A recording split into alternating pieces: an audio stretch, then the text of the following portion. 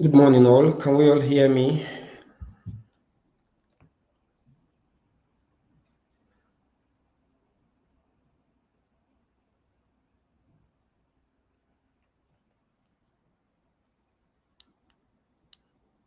All right, so I think there was a little technical delays. Um, from the technical team, we apologize for that. So let's quickly go and delve straight into what we have for today.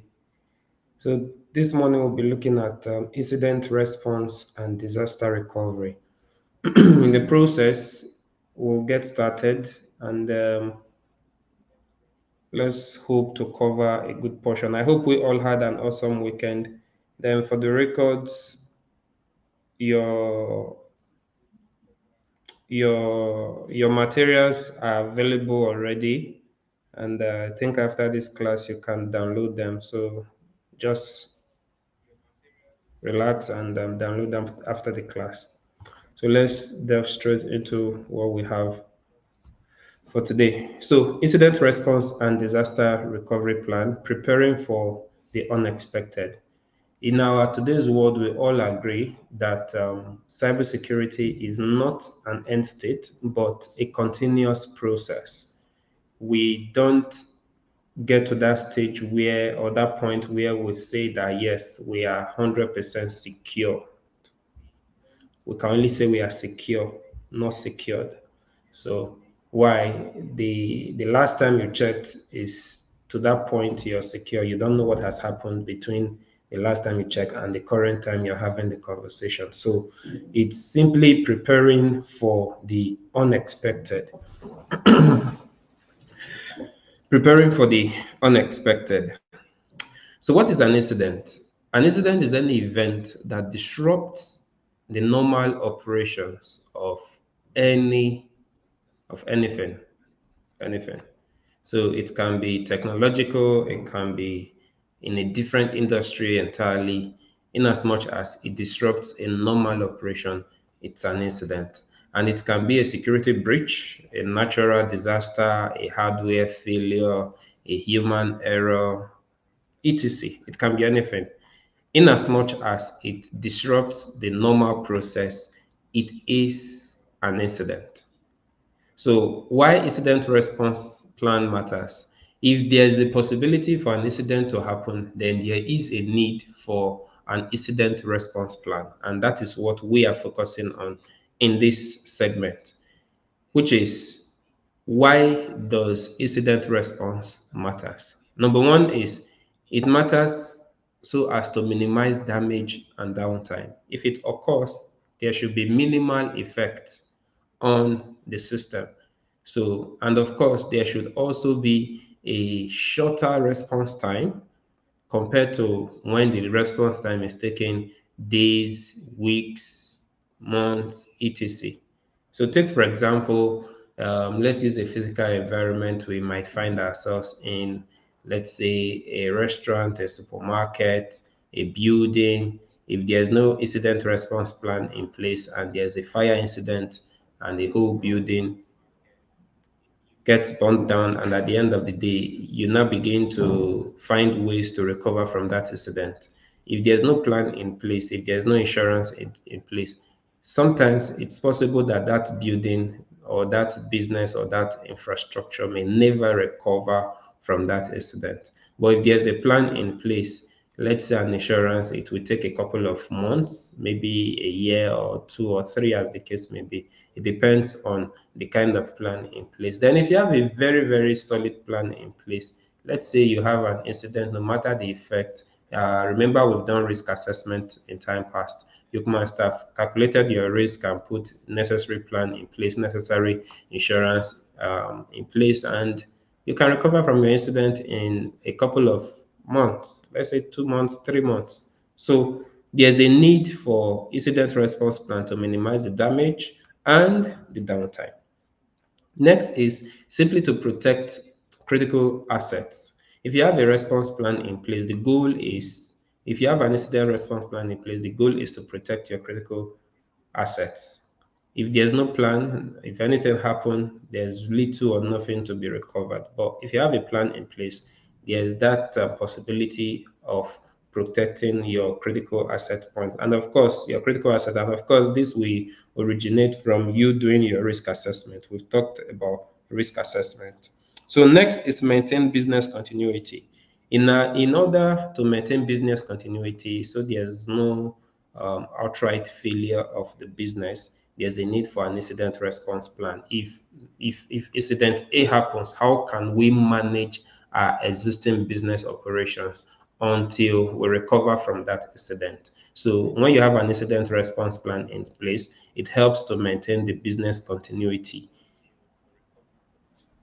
So next is there are different phases of incident response plan. We have about 7 of them. Then the first one is preparation for potential incident. Preparation for potential incident, which is defining clear communication channels, implementing response checklist, and providing staff with quality cybersecurity training. This is the phase where you put all necessary considerations into play. You are simply preparing for incident.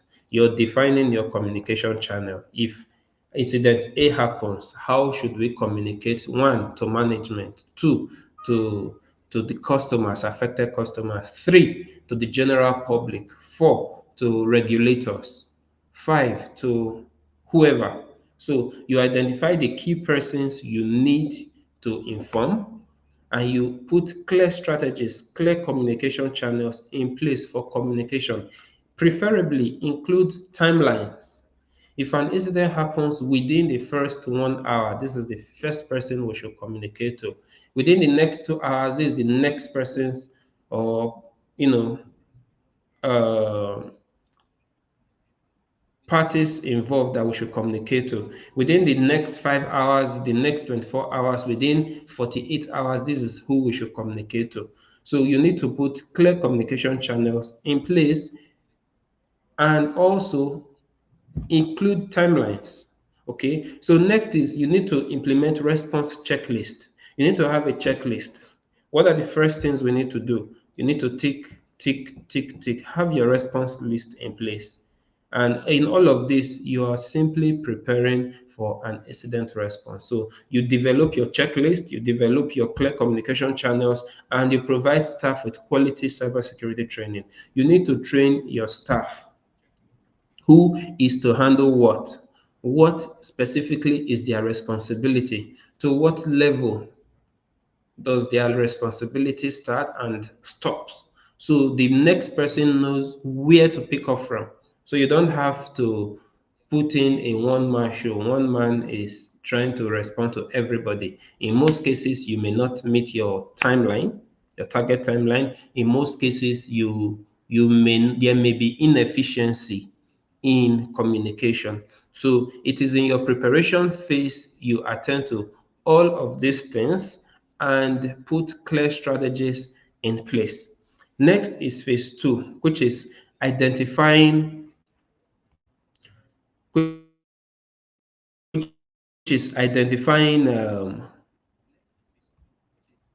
which is identifying, and assessing your threats. So assess whether an event is a cyber attack, evaluate its intensity, that is also the impact, and classify the cybersecurity incident based on the nature of the attack. So in this stage, this is where you identify what kind of attack do we have, to what is the level of impact on the organization, what is the effect, and possibly what would be the financial implication, the legal implication, the data privacy implication. So you have to identify and assess your threat. This is where you do all the identification, all the assessment, the impact, the nature of incidents, the classification. Is it a low impact incident attack? Is it a medium, or is it a high risk incident? So your you need to classify and assess your incident in phase two. In phase three, this is where you now move on to containing the impact. In phase three, you isolate the affected systems, you impede the incident from propagating further. In there's this trending image. If there's an incident, a cyber attack on your data center, don't struggle too much, especially if it's network based. Just disconnect the cables. So you need to put in place how to contain the impact of any incident from the point it is identified. So you need to isolate your affected systems. You need to impede the incident from propagating further. That is, try every possible means first to even prevent it from spreading. Contain it. If it's a single system that has been identified to be infected already, disconnect that system from the network, isolate it so as to prevent further propagation. While you're preventing it from propagating, you're focusing on remediating the already cost effect. So you need to identify, isolate, and stop propagation of an incident. That happens in phase three, which is containing its impact. In phase four, you have to investigate and eradicate threat. So in this phase, this is where you make the threat, where you make sure that the threat is no longer present in the organization's network by simply investigating the root cause of the incident and eradicating any threat from the system. So this is where you do your thorough investigation. What led to the incident? What was the loophole that created a room for the successful incident or for the successful cyber attack? So this is where you do all of your analysis, you do all of your investigation. Where did it originate from? Was it through an external flash drive that was introduced to the network? Was it through an email attachment? Was it through a malicious cracked software, or was it through an infected software, or even an image, or someone visiting a malicious link? So you investigate and you eradicate the threat. If you've identified that, okay, maybe possibly it originated from an external flash drive that was introduced into the network, what can you do to now mitigate against such kind of attack from happening in subsequent time? You can begin to go back to maybe putting new policies in place, e.g., policies restricting external flash drives from being introduced into the network, policies that include disabling all USB ports on all systems within the network. That way, even if peradventure a flash drive is introduced into the network, it will not be run, it will not run on the system. So you need to put all of these strategies in place, and you can effectively put these strategies in place only if you do your investigation properly. If you identify the source of the incident or the source of the attack, and you put proper mitigation strategies in place to mitigate reoccurrence of such incident. In phase five, this is where recovery and restoring operations happen. An incident has happened, it has been contained, investigations have taken place, we've identified where the incident originated from, and we've ensured that it's no longer on the network. Next is, how do we recover from the impact that incident has caused or that attack has caused? So this is where recovering and restoring operations happen, where you restore the affected system to their pre-incident state or get your business back up and running as normal. So in this phase, you focus on restoring the system back to the original state it was before the incident. You focus on getting your business back to full operation from the incident. Of course, you wouldn't want to afford to remain under the effect or the impact of that attack forever. So there's also a need to recover. There's also a need to get back to business. So this is where you restore affected systems, and you put your business back up and running to the normal state. Now, in phase six, this is where learning from the incident happens. Something has happened, an attack has successfully happened. We have contained it, we have recovered from it. We are now back to business processes. We are now running business back as normal. We've recovered from all the effect and all of that. Now, how can we learn? What can we learn from that incident? So the learning The phase six, which is learning from the incident phase, this is where you document everything that occurred during the incident and the response, how you're able to respond, what time did it take the organization to respond.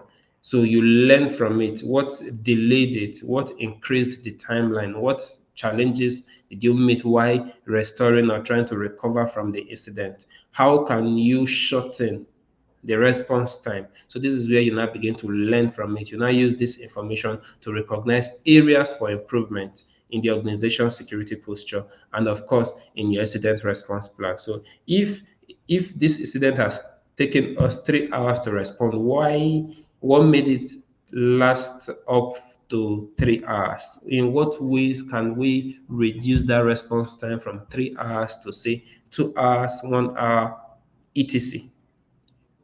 So you learn from it. In phase seven, it is now ongoing testing and evaluation. Ongoing testing and evaluation. So this is where you strengthen your security posture by continuously testing and evaluating your incident response plan to ensure that it remains current and effective in the face of the ever evolving cyber threat. So you need to ensure that your incident response plan is current, is effective, and is tested. You need to keep testing it. You don't wait until an incident occurs before you start running around again on how to mitigate against that. So there's a need for you to test your incident response plan. Okay. So next is the incident response life cycle. This is just an overview of the incident response plan life cycle. You start from the preparation, you move on to identification, from identification, you move on to containment, from containment, you move on to eradication, you move on to recovery, and you move on to learning. You need to learn from what has happened. So at every stage of the life cycle, there is something important to do. And in recovery, you cannot, it's not necessary, it's not advisable for you to skip any part of the life cycle because it is there for a reason and you have to put it to full use, which is in the preparation phase. You have to ensure you fully prepare because what you do in your preparation phase will determine how you will recover, will determine how you will contain, will determine how you will communicate to your stakeholders, will determine how you will communicate to your regulators, your team members, your management, etc., including your customers. Then you move on to the identification. From identification, you need to identify everything in it. You move on to containment, eradication, the recovery, and finally, what are you learning from the incident? What positives are you bringing out of it? For every incident, there's a lesson to be learned. So, have you learned your lesson? What is the good thing you're taking away from the incident? You know, it's always generally important and of a good practice for every one of us to always look at the positive side of things in whatever situation we find ourselves. So no matter the level of the impact, no matter the incident, the primary thing is you as an organization, you as an individual, you are able to successfully recover from it, no matter the impact, and you get back on your, back to your proper business running processes before the incident occurred. So the preparation develop the incident response plans, the procedures, the playbooks, establish communication channels, rules, and responsibilities. It trains the teams and it conducts different exercises. So it's not just enough to plan. You have to conduct the exercises. You have to test run them in. It can be a test environment, it can be a simulated environment. Sometimes you want to test how effective uh, a ransomware attack could be. You could set up your virtual environment, your virtual network, simulate your real life physical network in the virtual environment, and you introduce a malware to it. I'm sure in your previous classes you've been taken through how to set up your hacking lab, more like your VMware, your virtual operating systems, your attacker, your victim OS, and all of that. I want to believe that. Have we done that? I need a response, please.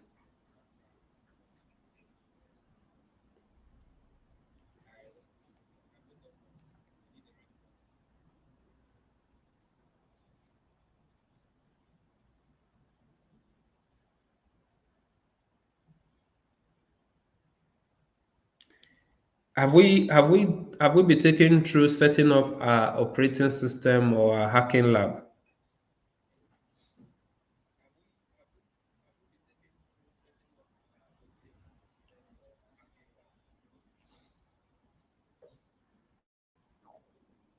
Because gradually we are moving into the practicals. All of the things we've been discussing, we'll start practicalizing it and bringing it into the work environment. How can we implement all of this? Some persons are saying yes, some persons are saying no, some persons said not yet. Yes, virtual machine.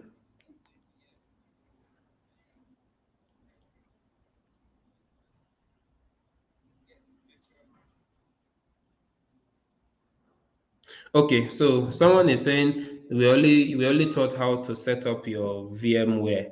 Okay, now beyond setting up the VMware, there is you need to also set up your full hacking lab, which can consist of at least two machines.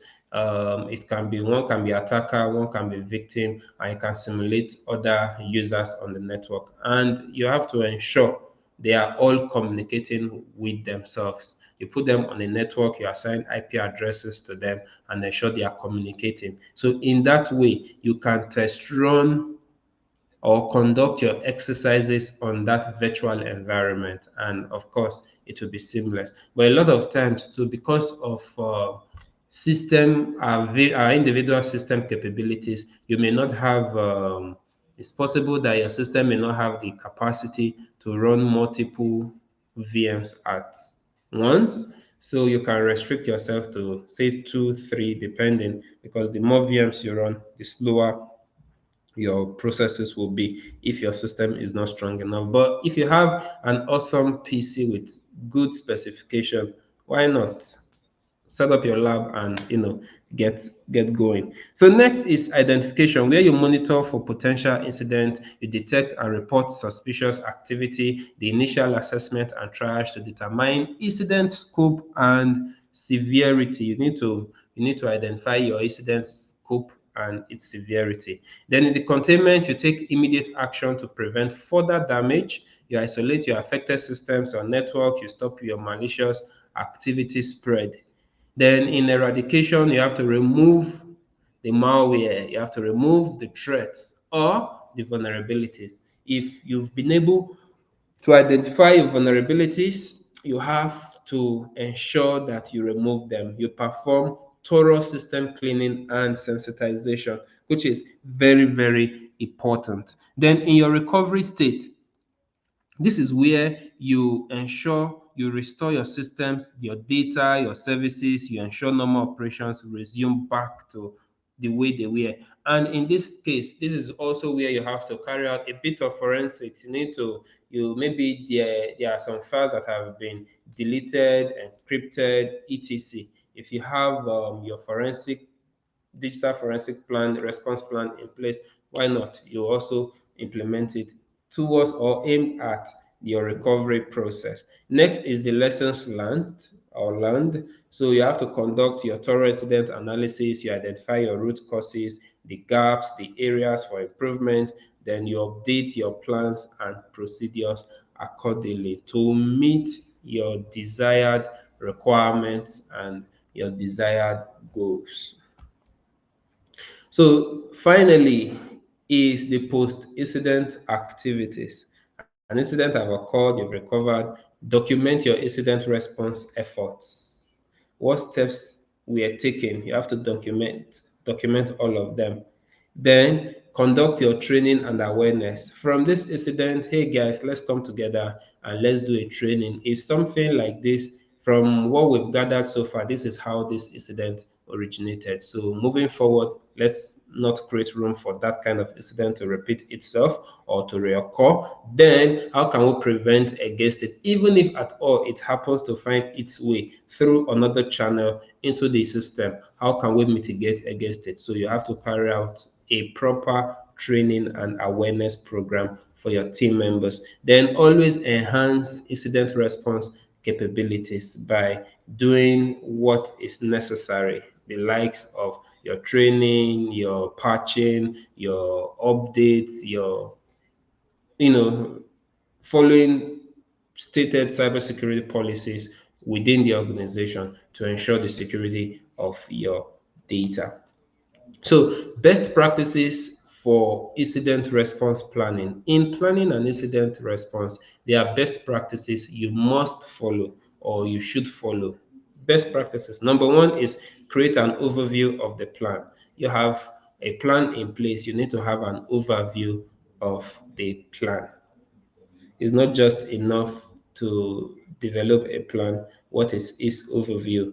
Update the documentation at every stage. As you're implementing or as you're planning your incident response at every stage, always ensure you're updating and documenting every process, every plan you're putting in place. There's a need for documentation. It's not just enough to say it. You need to document it. You need to make the document available to all parties involved, all the team members responsible for remediation, for response, for analysis, etc. You need to document every plan and distribute to everyone. Next is outline a solid communication plan. We've talked about this before. You have to have your communication plan in place, who to talk to, what time, within what time frame, for how long, what information should you disclose. Yes. Remember, we'll have what we call list level privilege. For the fact that you want to communicate, that does not mean you should communicate everything to everyone. Okay, there's a list level privilege. Only also ascertain what to communicate per time. That way you don't end up communicating what is not necessary to persons that won't have anything to do with the information. So next is you have to align your a solid communication plan. Then you have to create a list of follow-up tasks. If something happen, what is the follow-up that we need to do to ensure that we get everything into play and everything working fine as intended? Okay, so you need to have your list of follow-up plan. Then conduct regular employee training. Training can never be too much. The major thing is at every stage ensure that you are learning. Why? Innovation keep happening and there's a need to keep updating yourself at every stage on the go. So next is monitor all systems for a specific period after an incident. For the fact that you have recovered from an incident, that does not guarantee or mean that you should just get back to business as normal and feel or act like everything is fine. There's a need for you to keep monitoring your systems for at least a period of time. It can be a month, it can be a week, it can be 3 months, can be 6 months, depending on the kind of attack. So you need to monitor your system for a period of time. That will help you to ensure that you are clearly and properly eradicating all form of the threat from your system or from your network. So next is, before we move on, any questions so far on what we've done? Questions from those physically present, questions from those of us that are online. If you have any question, let's attend to them before we move into our discussion class.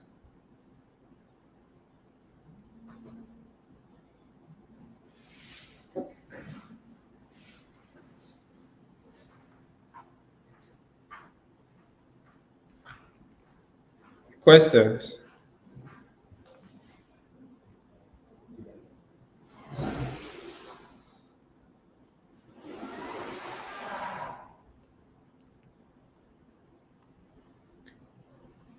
If we don't have any question, we'll move to the discussion class, and then in there, everybody will respond. Everybody will say something.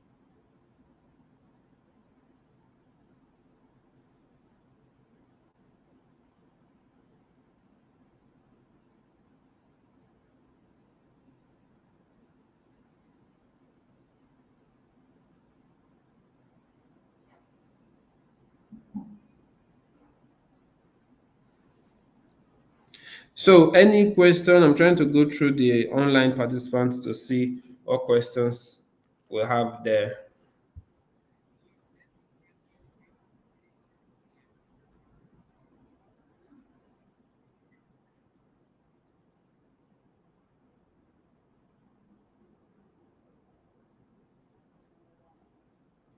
So someone is saying we should explain more on the overview.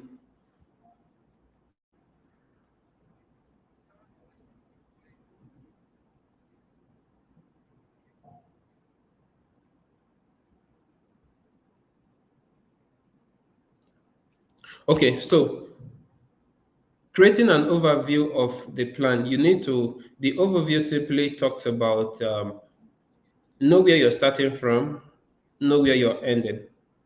So you don't just start a plan without getting to an end state in your plan. And when you get started with implementation, you don't get stuck. After the implementation, where are we heading to? It's not stated in your plan. So from the phase one of the best practices, you need to have an overview of the plan from beginning to the end. What are we expected? What is the end goal of this plan we want to create? So the end goal will determine what phases to now bring in. So you don't just, okay, want to create an incident response plan, for example. If an incident happens, the first thing we need to do, we have to have policies in place and all of that, and you stop.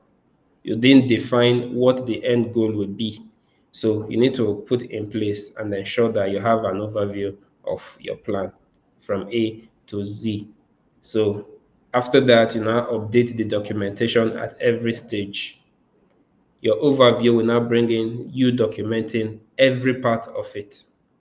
Then you now move on to outlining your communication channels. We have a detailed plan covering A to Z of what we should do, which is the previous things we've listed, the phase one to phase seven, right? You have an overview, then you now document them. After documenting, you implement your communication plan, then you create your follow-up task. What can we do? How can we follow up? Who should we follow up with? What is the content of what we are following up? For example, an incident happened and it involves your customers. You have sent them a notification, you've notified them. There's a need to follow up. We have successfully recovered from the incident and every other thing has been recovered and we are back to full working state. That is part of a follow-up. Okay. So you don't just end or stop your communication at notifying your stakeholders, your customers, or whoever. You also follow them up with update on the report as to what's happening, as to how the recovery, the mitigation, and all of that is happening. You need to keep them up to date with the communications happening. Then next, you have to conduct your regular employee training. As you are updating and as you are following up, you need to also do your employee training. Okay. Then you also need to monitor for specifics. I believe that answers the question of Mr. Chijioke.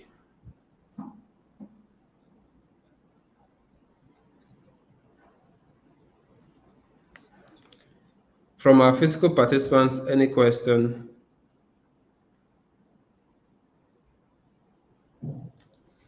If we can.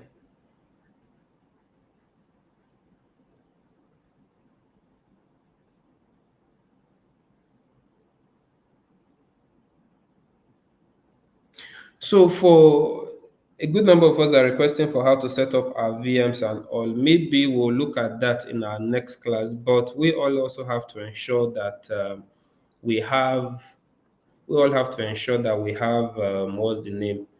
We have our systems ready. So what I will do,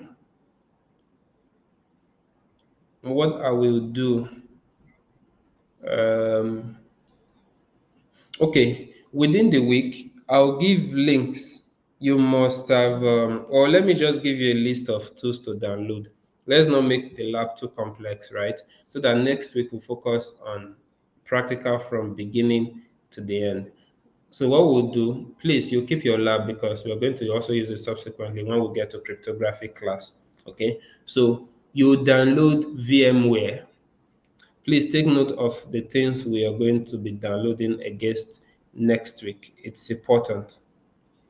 For next week, we are going to be, I'll take you through how to set the virtual environment up, how to put up your operating systems, which will be your attacker, which will be your victim, which will be your connecting both systems to ensure both can communicate with each other. So first off, download your VMware.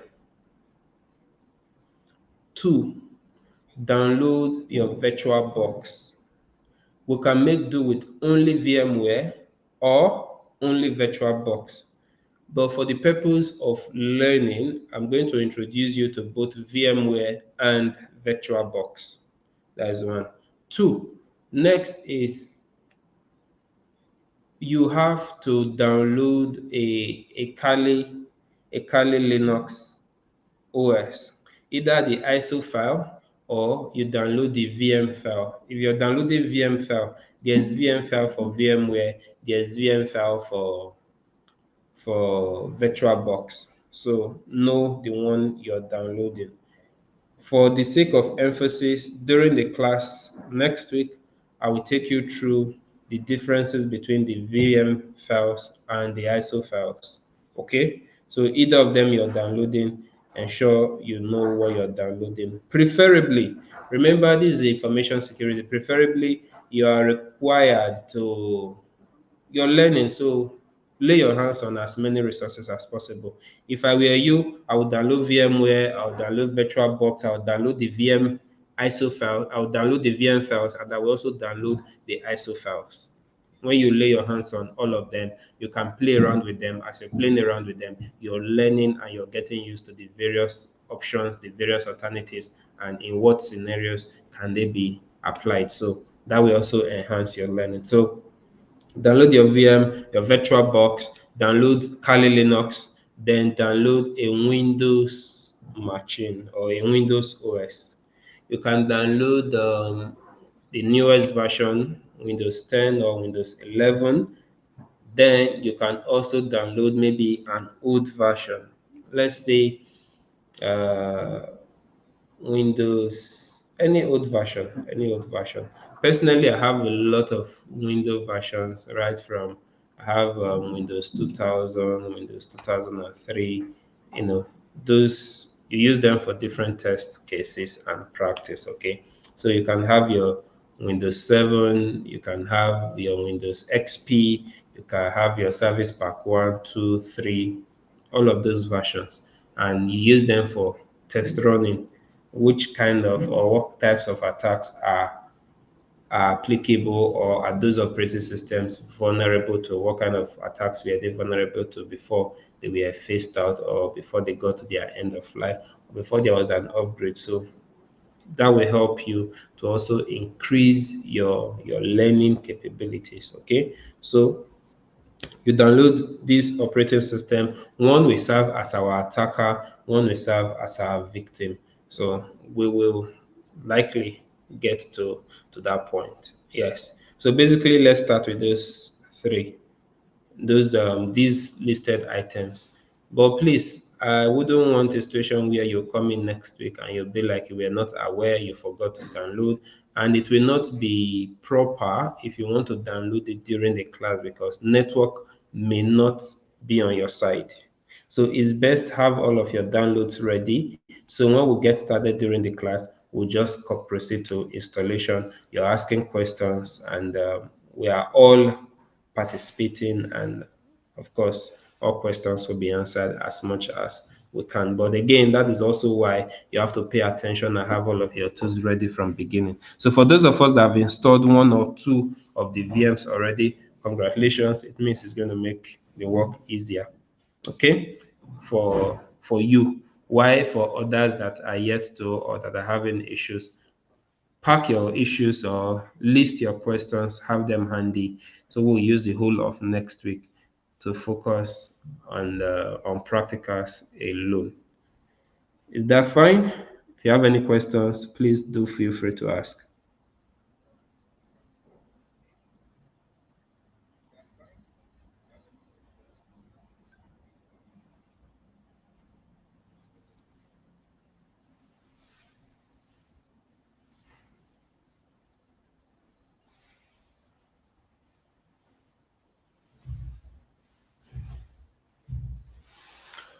Okay, someone is asking for the practical set, can those in Abuja physically come to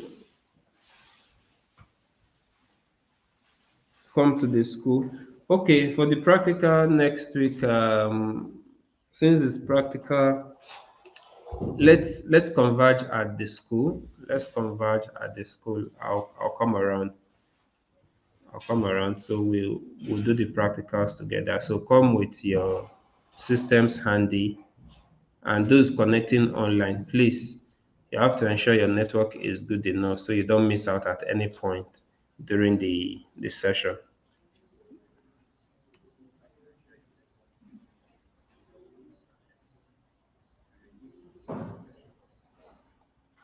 Someone is saying we need help in setting up the labs. Yes, we'll do that next week.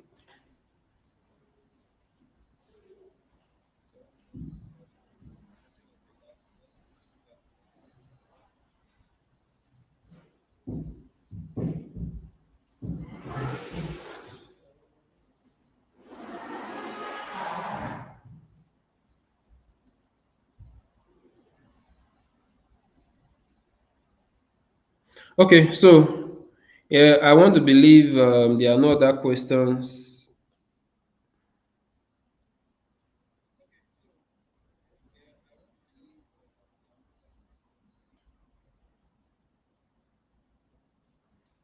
Okay, someone is asking, my PC runs on Windows 10. Do I need to download Windows version again?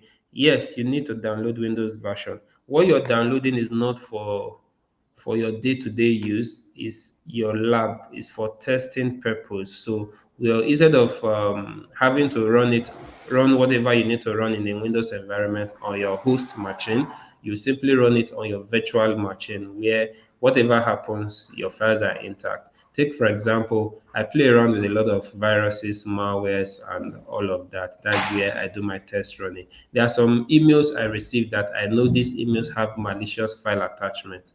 I don't work on them on my host machine. I simply move them to my virtual environment, which can be Windows, depending on the operating system I want to test run it. And that is where I launch it, I click on it, I open it. You need me to install it? No worries, I will install it. So I will see and monitor, do analysis on it. Sometimes uh, I'll do a lot of stuff on it and I make my findings. So I don't get to do all of that on my actual host machine. I do that in the virtual environment. So whatever happens, I can always restart, reboot, and do whatnot. So yes, there's a need for you to download Windows again.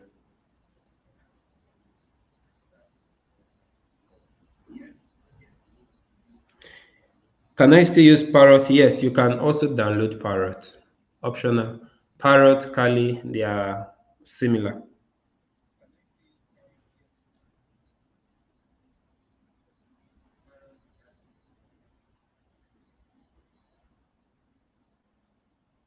Someone is asking if he or she can use two systems.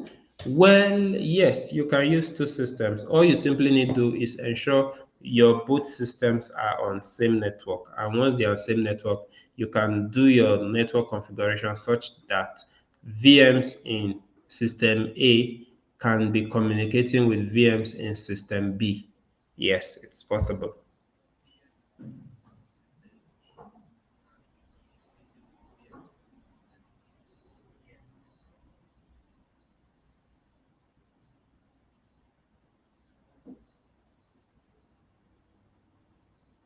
Okay, so let's move on. Enough of the questions from physical participants. I guess there's no question today. So, discussion questions, and I will need everyone to respond. Okay, so I'm going to give everyone 5 minutes. Take you through the question. I'll give you 5 minutes to review the questions, review the scenario, provide your answer. So anybody that is responding, you're providing us answer to the 5 questions available. The question one, the question two, the question three, the question four, and the question five. You're giving us answers. If you don't have answer to all of the five, at least provide us answer to minimum of three. Okay. So discussion question one. A ransomware attack on a hospital's network, encrypting patient's record. So we have a scenario-based hospital, and there's a ransomware attack on the hospital's network, and it encrypted all patients' records. What are the initial steps in responding to the incident? Two, who should be part of the incident response team? Three, how would you contain and eradicate the threat? Four, what communication strategies would you use to inform stakeholders? Five, what lessons can be learned from each scenario? So this is scenario one. So what lessons can be learned from this scenario, and how can incident response plans be improved? So I'm going to give us 5 minutes to review these questions, write them down, then let's have the discussion. Every person that is responding must respond to at least three out of the five questions. So 5 minutes, this is 11:05. By 11:10, we'll start with the answers. Thank you all.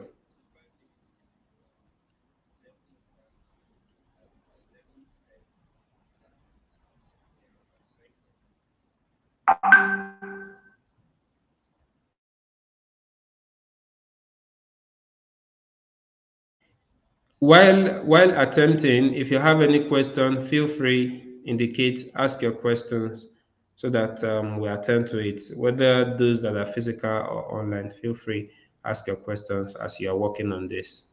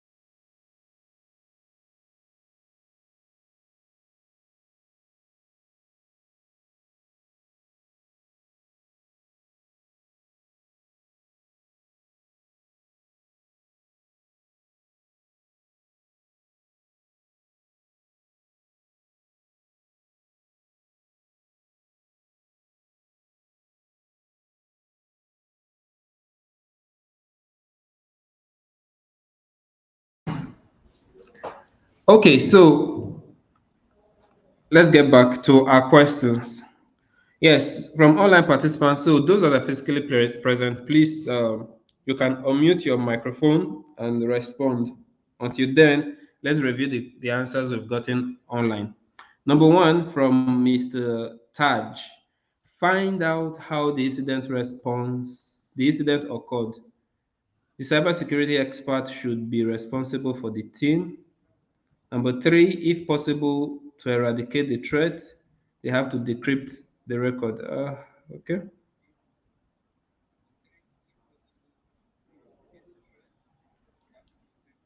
So those physically present, please, let's start. Who is opening the floor for us?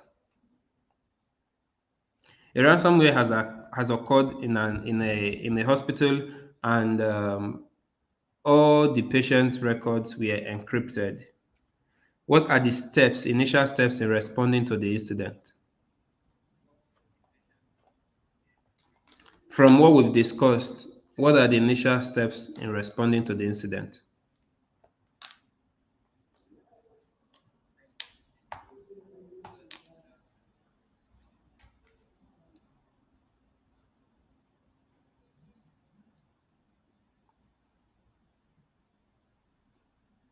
Mr. Awal,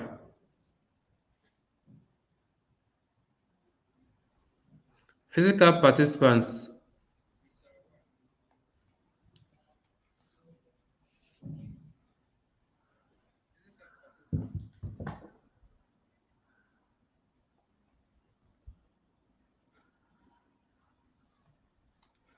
So Fatima is saying initial steps should include detecting and identifying the ransomware attack, yes.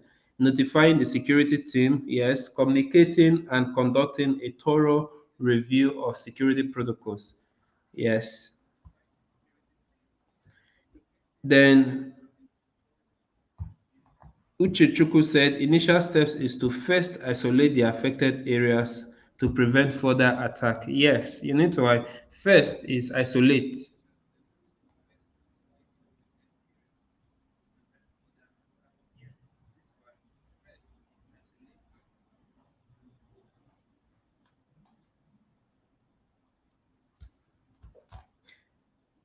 Fatima is also saying bring your incident response plan to action. That is, initiate your incident response plan. So if you have an incident response plan in place, you have to bring it out and you have to initiate its implementation.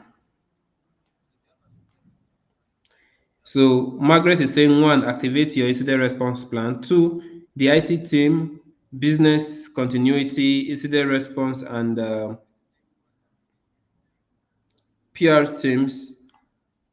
Three, isolate affected devices and attempt to decrypt in a sandbox environment.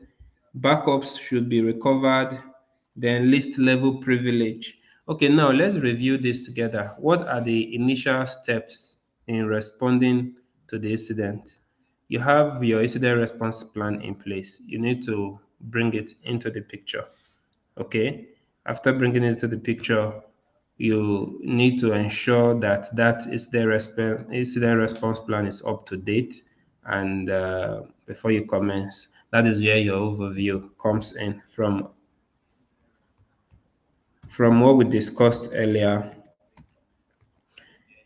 this is your incident response plan, your preparation.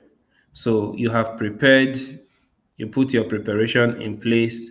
After preparation, remember an incident has happened, which is in this case a ransomware attack. You prepare. Preparation, you now move to identification. You've been able to identify, you move to containment. And you do everything under containment, which is here. You take immediate action to prevent further damage. You isolate your affected systems. Remember, before the incident happened, we have done our preparation. So it is the first thing to do is to bring out that preparation or that plan we have developed. So that is more like activating our incident response plan. Identification will monitor for potential incidents. So in this case, we have detected the ransomware attack.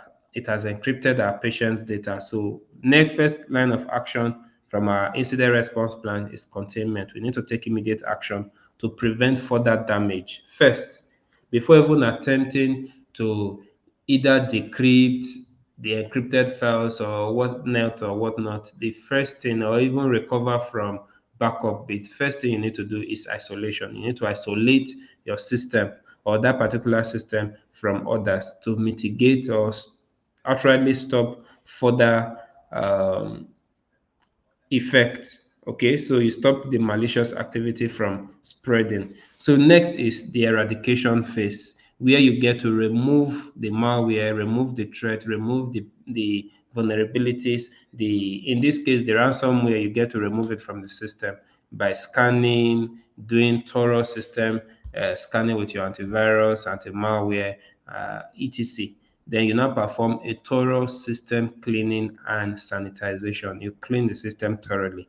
In this stage, we have never talked about the encrypted data yet. Okay, so we are contained, we have eradicated by removing everything, scanning and sanitizing. So more like taking the system back to, if possible, default factory setting. Then next, you now is when you that's when you now move on to recovery. You restore your system data, you restore the services running, you restore from backup the encrypted files, the deleted files, the corrupted files, etc. on the system. So this is where you now carry out recovery. Remember, before the recovery, you have done your eradication. You have taken the system back to a clean slate. You've taken it back to a clean slate. So whatever you are recovering, whatever you are restoring, you are rest assured that yes, your system, your files are now going into a clean system. Remember, in your eradication stage, you also have to, as you're cleaning the system, you also have to harden your security defenses. So if you have IPS, you have IDS, if you have antiviruses, if you need to update your security configurations, you have to put all of that in place then before you recover. So as you're recovering, you're sure of the state of your environment where you're recovering to. Then afterwards, you now move on to number 6, which is the lessons learned. What are the lessons you have learned from it? Conduct your thorough incident analysis. Identify the root causes. Where did the ransomware originated from?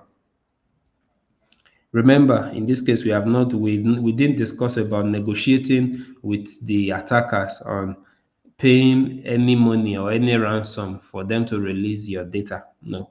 So you have to do your recovery. That's why a backup plan is important. Okay. So next is lessons learned. Conduct a thorough incident analysis, identify the root causes, the gaps, and of course the possible rooms for improvement. Update your plans and procedures accordingly. A lot of times when we recover from incident, we don't bother about finding out the root cause of the incident. We just feel, well, we've recovered from backup. Okay, we might decide to update update or harden our security. For example, a lot of organizations, the moment they get hacked, that's when they realize, we have not done our VAPT.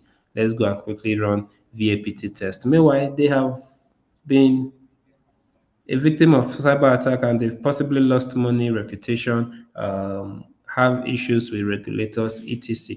That's when they are not talking of a vulnerability assessment and a penetration test. So don't always wait until you get to that point. Then at every stage, always ensure you focus on also the lessons learned, so you can able to identify the root cause of your problem of the cyber attack, the gaps, and of course the possible rooms for improvement. So with this, I believe we've all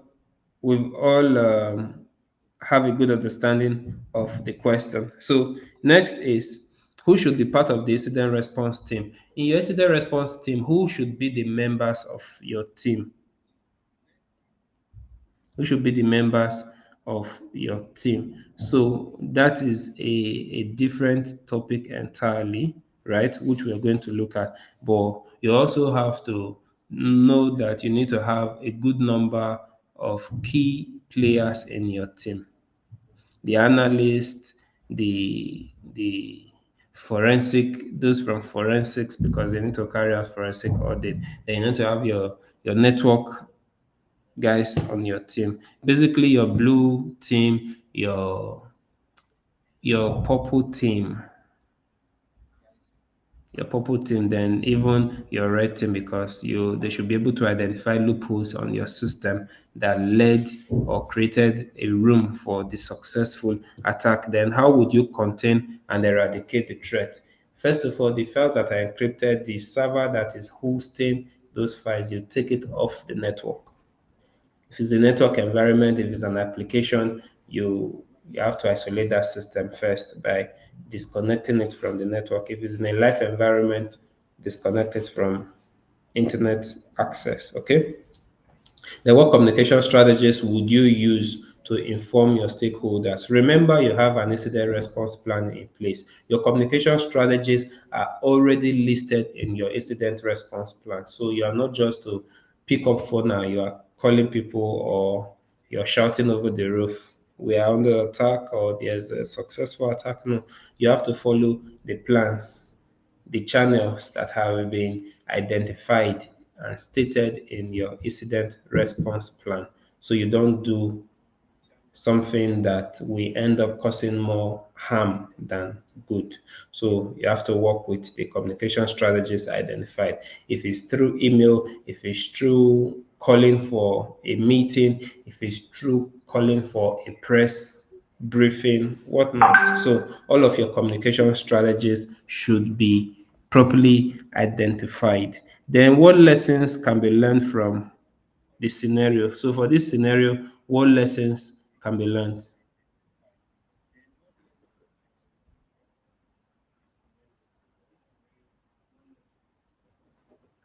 So you need to know what lessons you're going to be learning from this. Do you have a backup in place?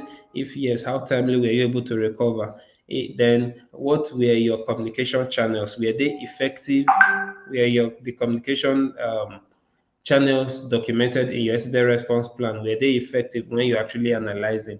If yes, if no, you now know what to do. It now gives you an idea of how best to improve on the strategies. In fact, generally, it will give you an overall view of the effectiveness of your incident response plan so as to give you that assurance whether you're to proceed with that incident response plan as is, or you need to upgrade it or you need to improve on the items on the list that is stated there. Then lastly, what lessons can be learned? Yes, the lessons that can be learned from there, we've just discussed that. So any question from anyone, either physically present or virtually? So, like we said, very important. Our next class, I'll be in Base. I'll be at Base University, and it's going to be practical, where we set up the lab, set up our attacker and victim lab, basically setting up our hacking lab. So, like I said, download all of your tools before the class because network may not be on our side. And being that we'll be working offline, or we don't need to connect to the internet, it's just installation, configuration, setup, and all of that. It's best to have all of your tools handy. Then it's also important you update your system. Yes, because sometimes update your system. Then another possible issue you will encounter is there are persons that it's possible your system is not enabled for virtualization. Please and please go and do Google search and go and enable your PC for virtualization. Else, your VMware, your virtual box will not run. So ensure you have your system enabled for virtualization. Thank you all for today's class. Thank you for joining. Thank you for listening. Do have a wonderful weekend and see you guys next week at Base University. Thank you all.